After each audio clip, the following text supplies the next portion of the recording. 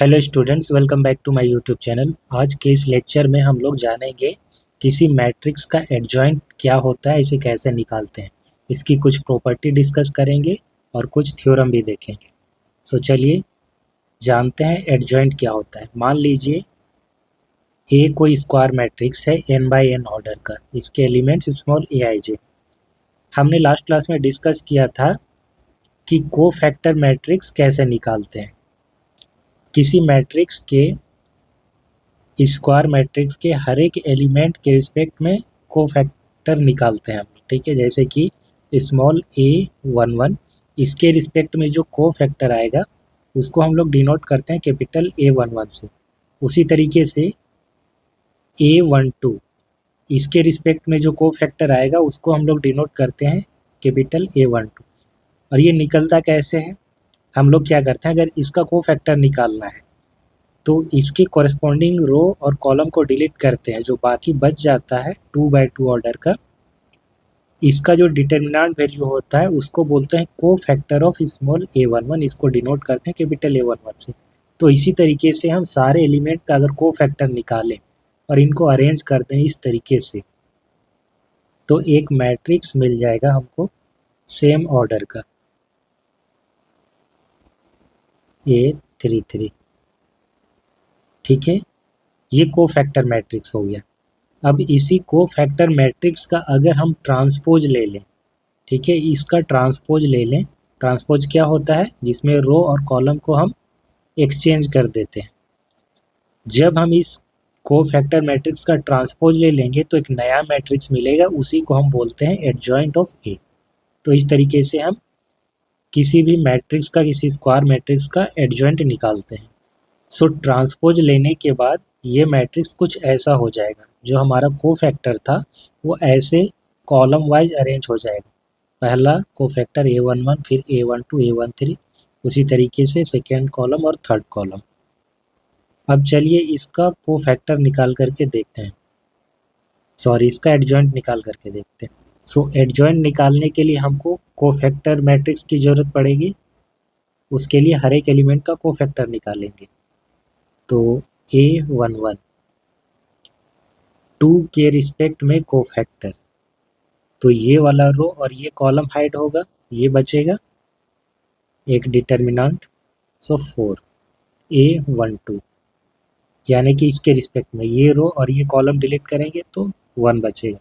और यहाँ पर क्योंकि ये A12 है तो -1 to the power 1 + 2, that is -1 to the power 3। तो ये वाला नेगेटिव होता है, नेगेटिव -1। A21, इसमें भी नेगेटिव होता है। और 21 हमारा कौन सा है एलिमेंट, ये वाला है।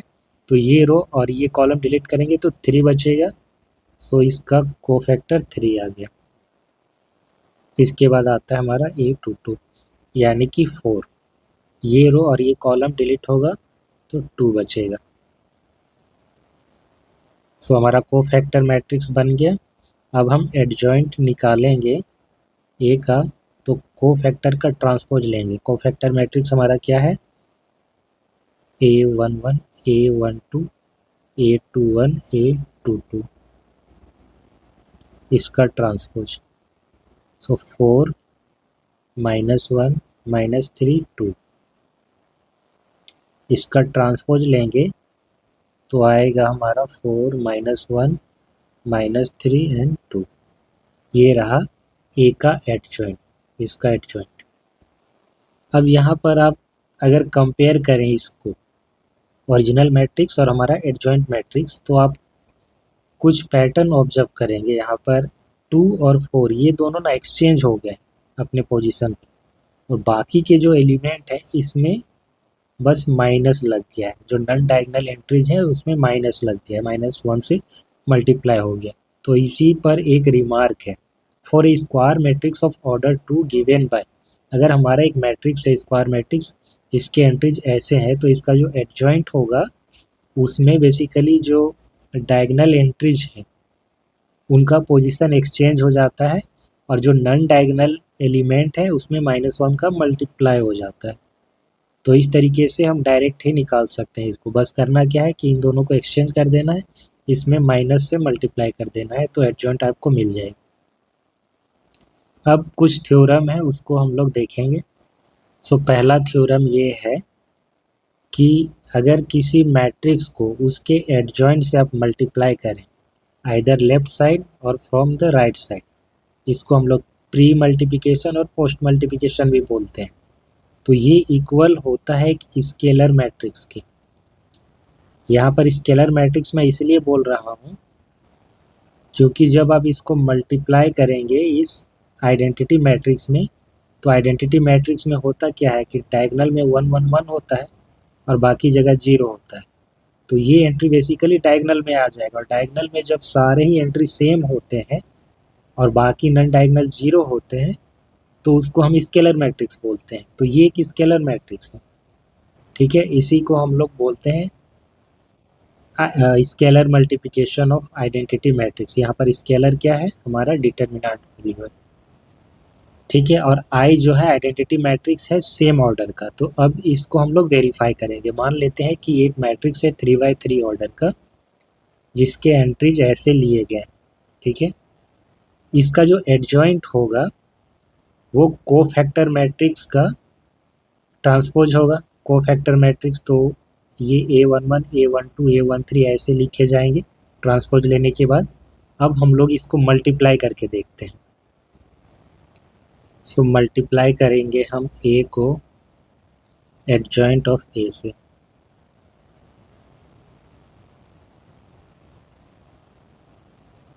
A11 A12 A13 A21 A22 A23 31 32 33।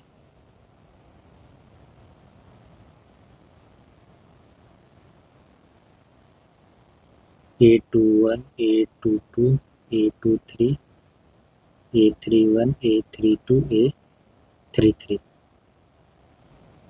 अब रिकॉल कीजिए कुछ प्रॉपर्टी हम लोग पढ़े थे।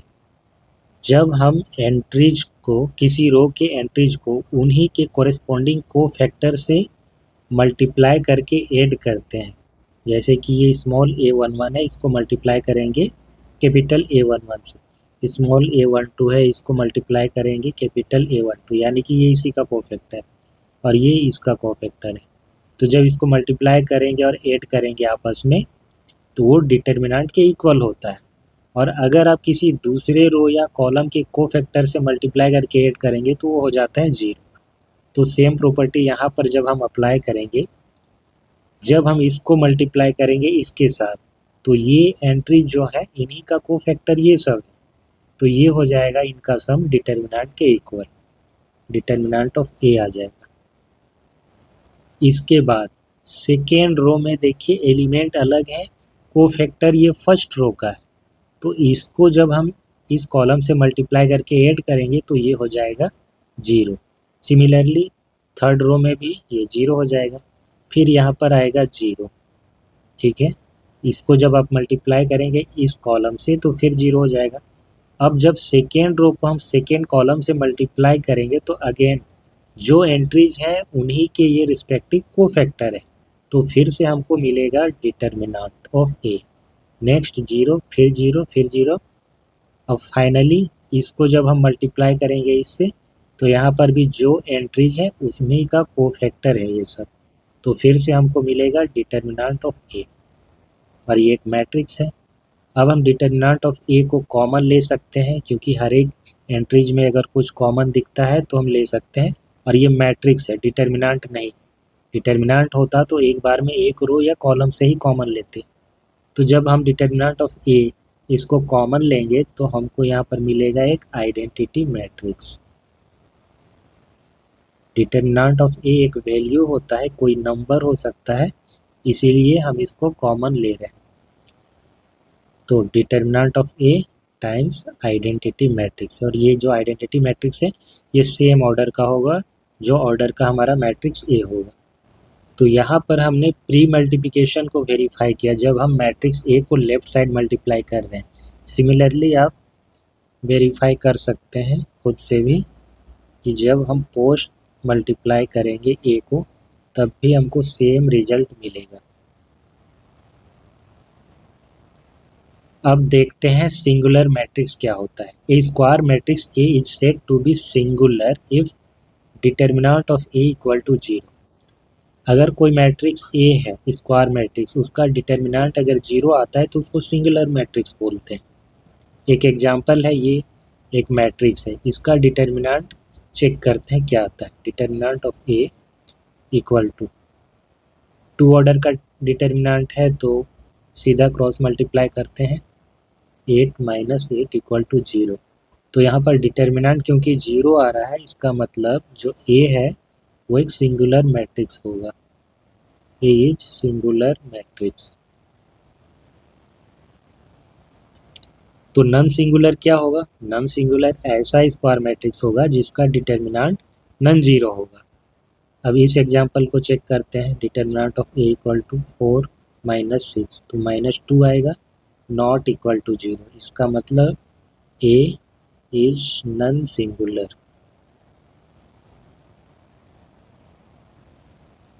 अब इसी दो प्रॉपर्टी पर एक थ्योरम है।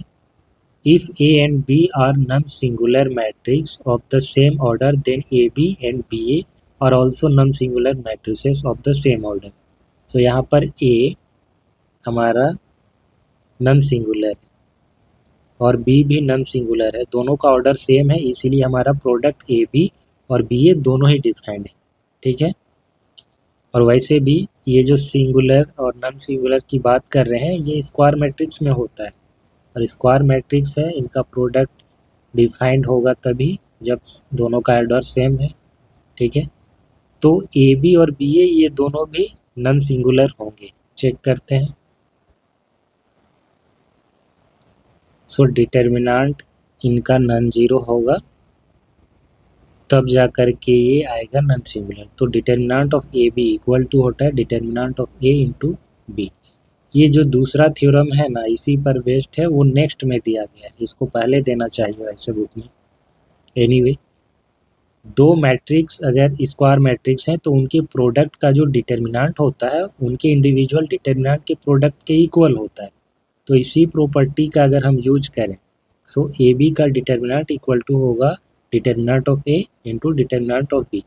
अब ये दोनों ही हमारे नॉन जीरो हैं। ठीक है, ये भी नॉन जीरो और ये भी नॉन जीरो है, तो जो प्रोडक्ट होगा वो भी नॉन जीरो होगा। तो इसका मतलब ए बी हमारा नॉन सिंगुलर होगा।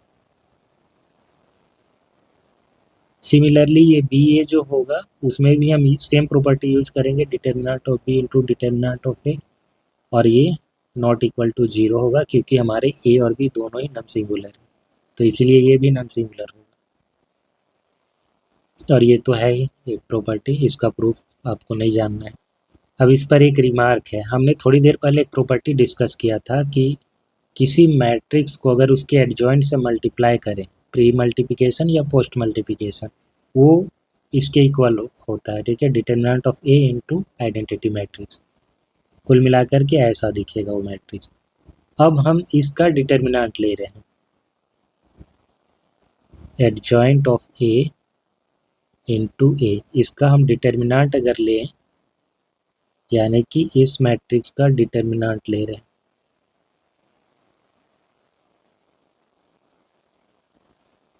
अब ये बन गया डिटर्मिनेंट।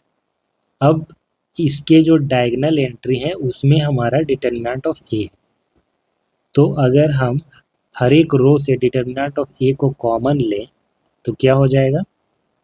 डिटर्मिनेंट में जो हमने प्रॉपर्टी पढ़ा था, तो ये 3 बार कॉमन आएगा determinant of A to the power 3, क्योंकि तीनों रो से आ रहा है, या फिर कहें कि तीनों कॉलम से आ रहा है।